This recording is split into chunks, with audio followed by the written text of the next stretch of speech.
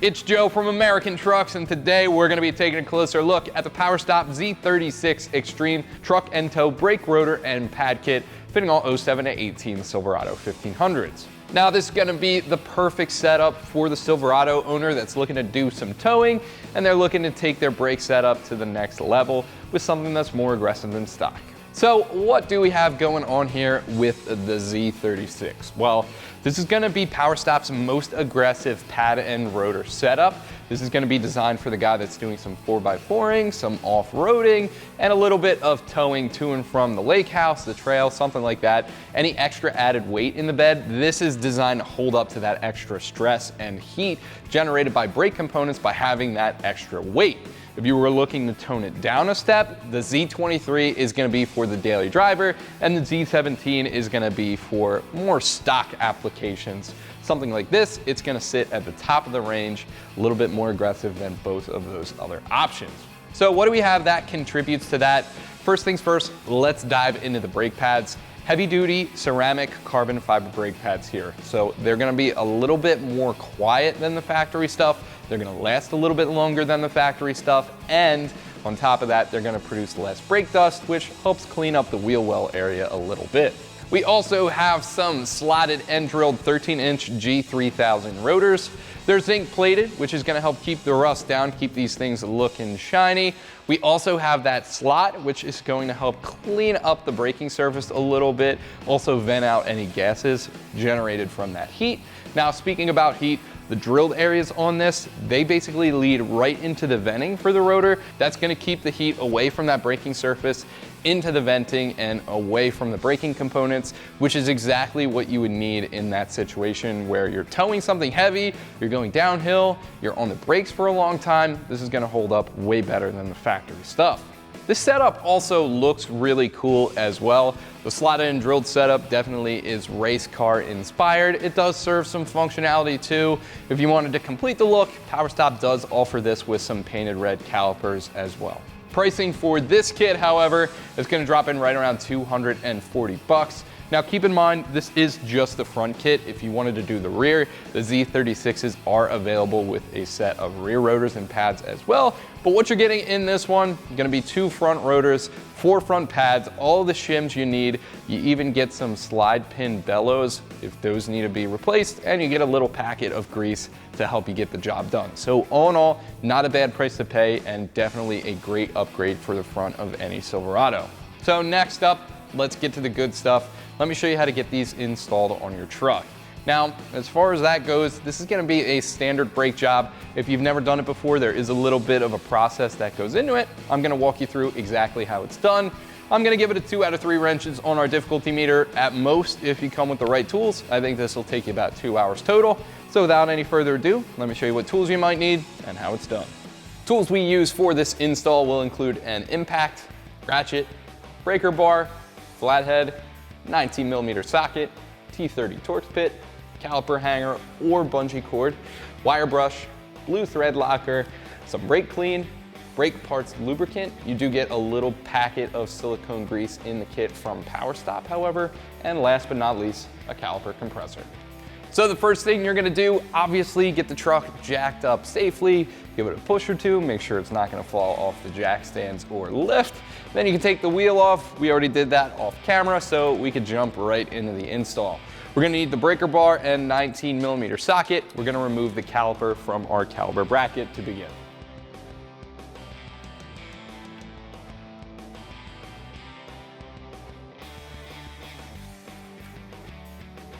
So we're going to loosen that one and this one up here.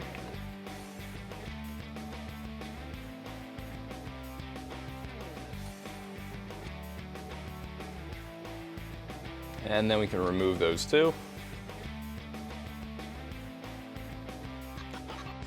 And once you have that done, go ahead and pull off the caliper. Before we hang that up, I'm going to use the compressor tool to make sure those pistons are going to go back in. That way we know right now whether or not we have to do a caliper while this is apart.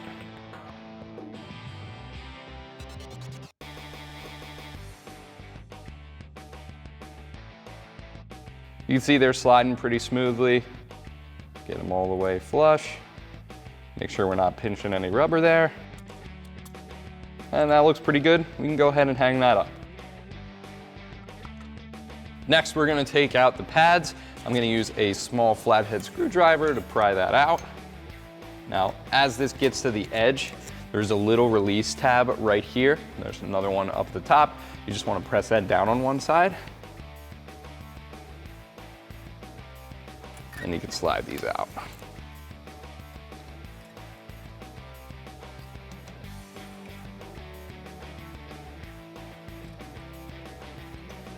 Now we can remove the bracket by also removing these two 19mm bolts back here.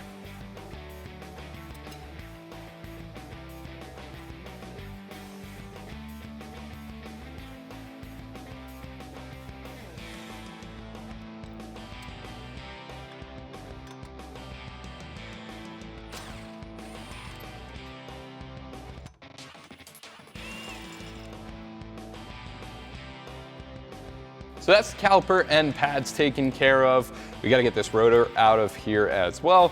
You can see it's held on with a T30 Torx bolt right there. We're gonna go ahead and break that loose. Hopefully this rotor doesn't spin on us. Try to hold it still.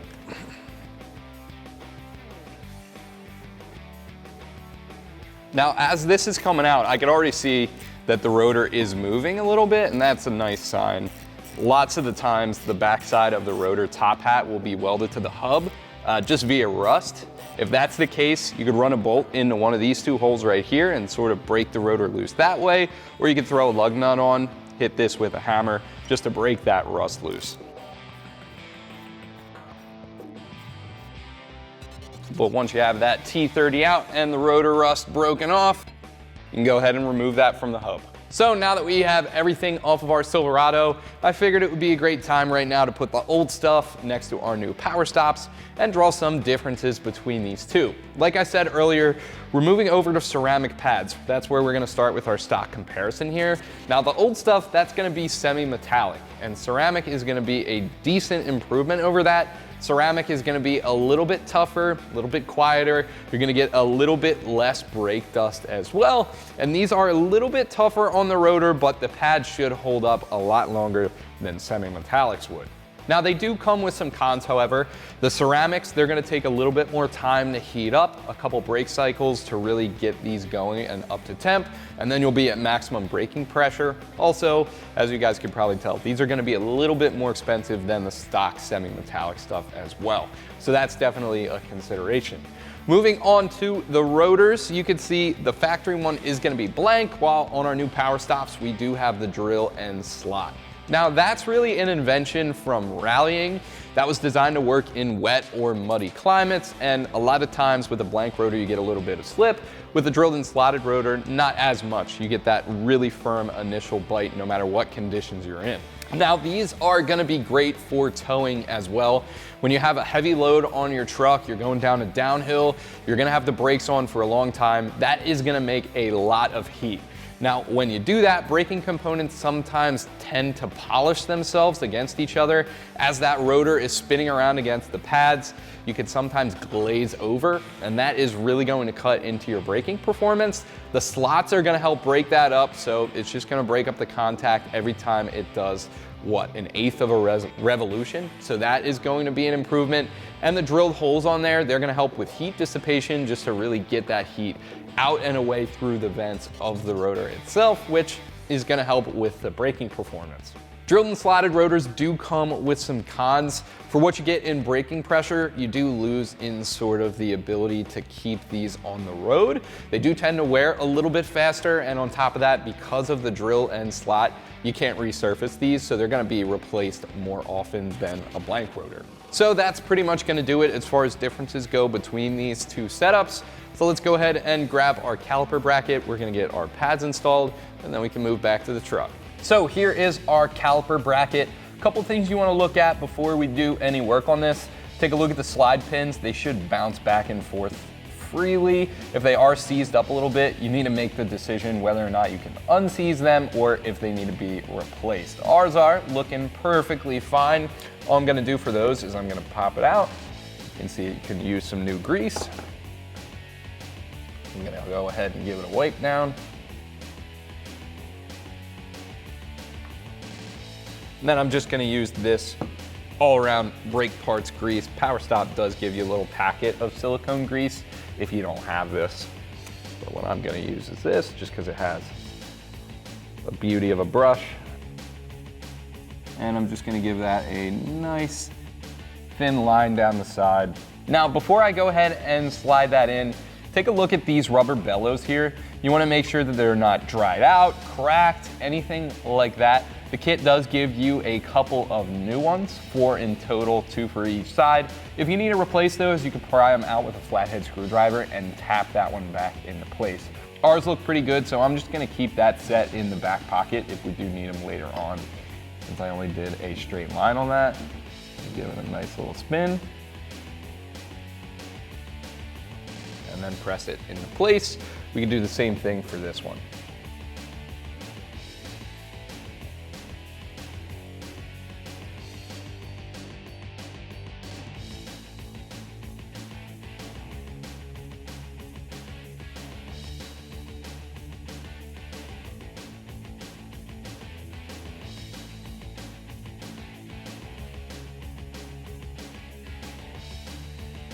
Now there's already a bunch of grease in there already, so I'm gonna go light on what I'm putting in there. You wanna make sure you don't add too much. Reason being is if that collects at the bottom of the pin here, it'll just basically keep this from going all the way into its slide chamber. So you wanna make sure that that's got throw all the way to the bottom. A little bit of suction going on here, but that looks pretty good. The next thing we're gonna do is take our flathead, we're gonna pry out our 2 metal shims for the pads.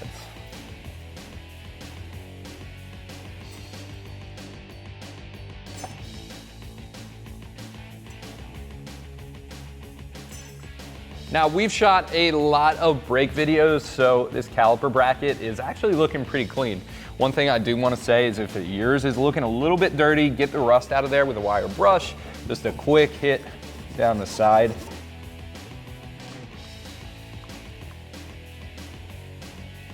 That'll do it in our case. Yours will probably need a tiny bit more work. And we got some new shims here, and they are gonna pop in just like the old ones.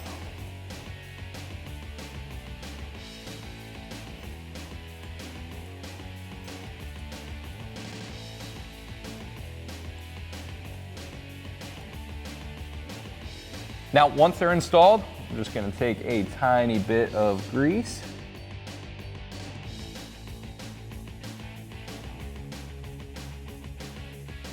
And just give that a quick wipe down where our pads are gonna ride.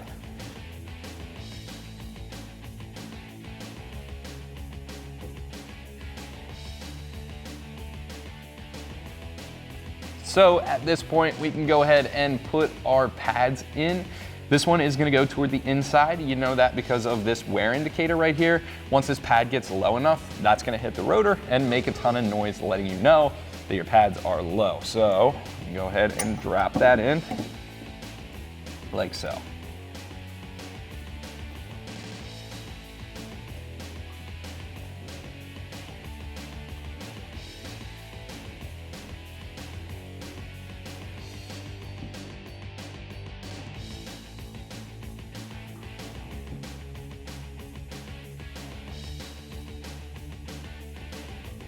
Now that we have both sides installed, a little bit more grease just for the back of these pads.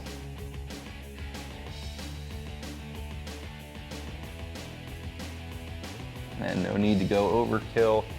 Fine film here is going to do you just fine.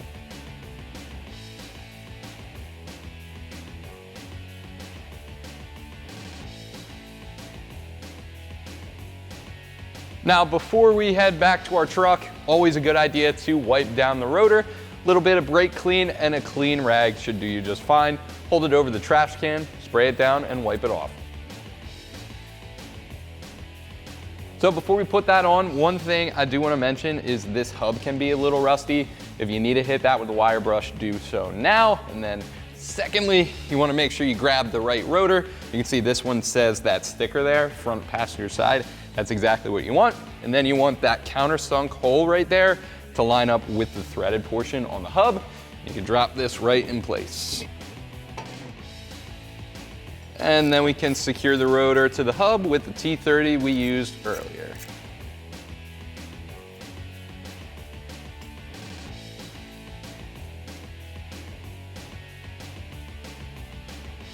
Next thing we're going to throw in place is that caliper bracket with the pads.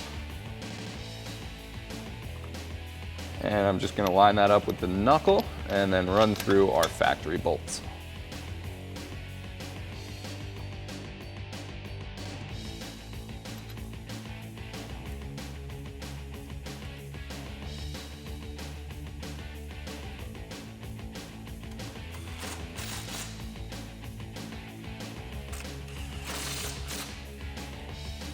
And you want to make sure those are to the factory torque specs. And last but certainly not least, we need our caliper, which is just going to slide on like so.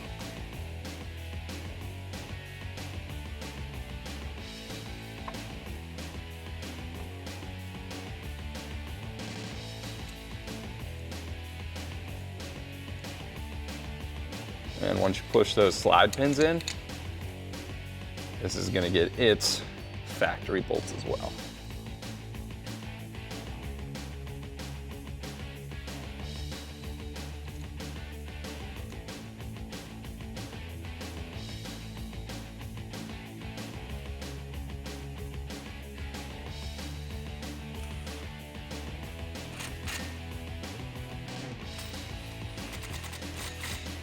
Now guys, that is pretty much gonna do it for this job. Not too bad overall, like I said earlier. Before we wrap things up, I do wanna state really quickly, if you wanted to hit those bolts with a little bit of blue thread locker, that probably would not be a bad idea. The reason I didn't, we're gonna take this apart in just a minute here.